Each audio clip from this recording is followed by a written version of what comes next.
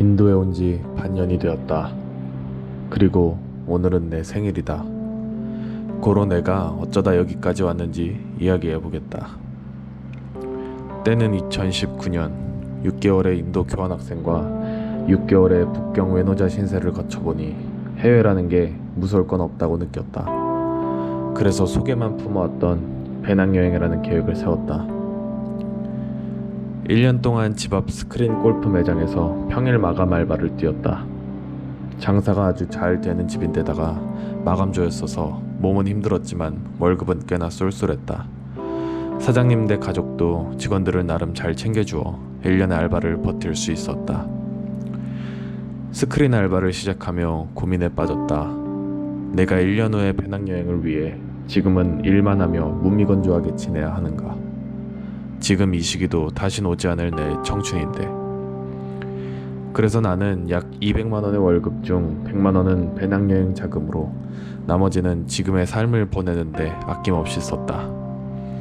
아마 이 시기가 나에겐 가장 더할 나위 없을 멋진 청춘의 시간이었다고 생각한다. 친한 형님과 아침 수영을 수강하여 약 5개월 정도를 다녔다. 물과 친하지 않은 나로선 참 좋은 경험이었다. 절친한 친구들과는 6개월의 시간 동안 혹독한 다이어트와 운동으로 나름 나쁘지 않은 바디 프로필 사진을 찍었다. 동시에 갬성세스푼이라는 3인조 밴드에 조인하여 길거리 버스킹과 다양한 공연들을 1년 동안 해나갔다. 하반기에는 남은 졸업학기를 위해 원주로 통학을 하며 힘들게 졸업을 했다.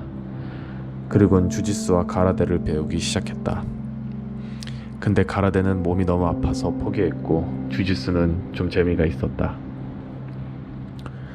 즐거웠던 1년, 항상 파티를 열고 공연을 하고 운동을 하며 보냈던, 정말 잠을 줄여가며 놀고 또 놀았던 최고의 순간이었다. 물론 이 모든 걸 평일 마감 알바와 병행해서인지 그 후에는 체력이 쏙 빠졌지만 말이다. 무튼 그렇게 미친 1년을 보내고 드디어 2020년 2월 초 1년 동안의 알바를 정리했다. 3월이면 포르투갈로 가는 비행기에 몸을 실을 계획이었다. 그리고 코로나가 터졌고 난 꽤나 많은 걸 잃었다. 우선 악착같이 모았던 돈의 일부가 여행 취소로 증발했다.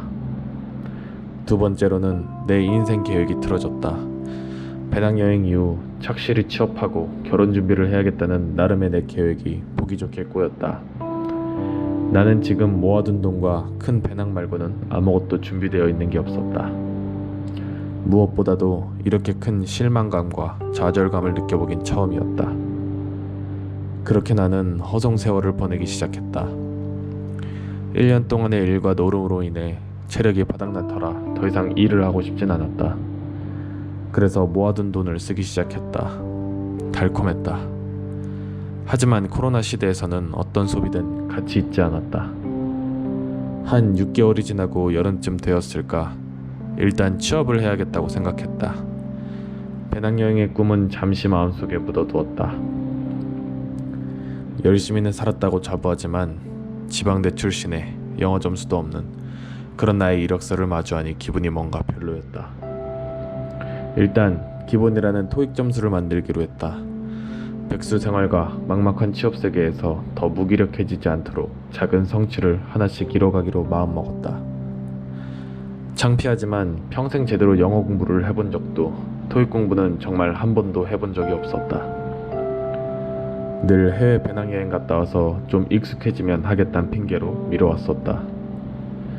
일단 내 현재 실력을 알아보자는 취지에서 아무 준비 없이 토익을 봤다. LC 360점, RC 235점, 총 595점이 나왔다. 참고로 토익 만점은 990점이다. 취업 사이트를 뒤져보니 그래도 기본 750점은 있어야 되는 것 같았다. 딱 2달 잡고 750점을 만들어 보기로 했다. 무작정 토익 단어집 1개, 기출문제집 2억 원, 그리고 유튜브에 무료 토익 강의나 문제풀이 스킬들을 보기 시작했다. 시험 당일 평상시보다 못 봤다는 느낌을 강하게 받았었다. 진심으로 750점도 안 나올 것만 같았다. 정식 시험을 쳐보니 집에서 혼자 모의고사를 푸는 것과는 정말 달랐다. 성적 발표날 정말 두려운 마음으로 확인을 해보니 LC 490점, RC 365점, 총 855점을 받았다. 친구들이 그래도 인도 갔다 온 짬이 있다며 듣기가 잘 나왔다고 해줬다. 기분이 정말 날아갈 듯 좋았다. 공부로 성취감을 느껴본 적 없는 나에게 있어 처음 느끼는 짜릿함이었다. 무튼 그 이후로 자잘한 자격증도 한두 개 더 따긴 했는데 그건 지금 생각해보면 백수 생활의 불안함을 감추고자 했던 작은 성취로 자존감을 계속 찾고 싶었던 의미 없는 발버둥이었던 것 같다. 날이 점점 추워지며 2020년 겨울이 되었다. 이력서를 슬슬 넣기 시작했는데 대기업, 중견기업은 엄두도 안 나고 중소기업 위주로 돌리기만 했는데도 연락 하나 오는 곳이 없었다. 난 욕심 없이 그냥 집 근처 작은 회사나 다니며 소소하게 살자 싶었는데 대한민국 취업난이 그마저도 쉽게 허락하지 않는다는 걸 처음으로 몸소 느꼈다. 아마 이 시기가 내 인생 중 가장 자존감이 떨어지는 시기였던 것 같다. 고민은 많고 면접은 불러주는 기업도 없고 어찌해야 하나 싶을 때 문득 인도가 생각났다. 인도 교환학생 때 현지 채용 형 누나들의 이야기를 들으며 대충은 그 지역 사정을 알고 있던 나였다. 물론 해외 취업을 할 수 있는 영어 실력이 절대 안 되지만 나는 알고 있었다. 인도 취업은 영어도 영어지만 살아남을 수 있는 자를 선택한다는 것을.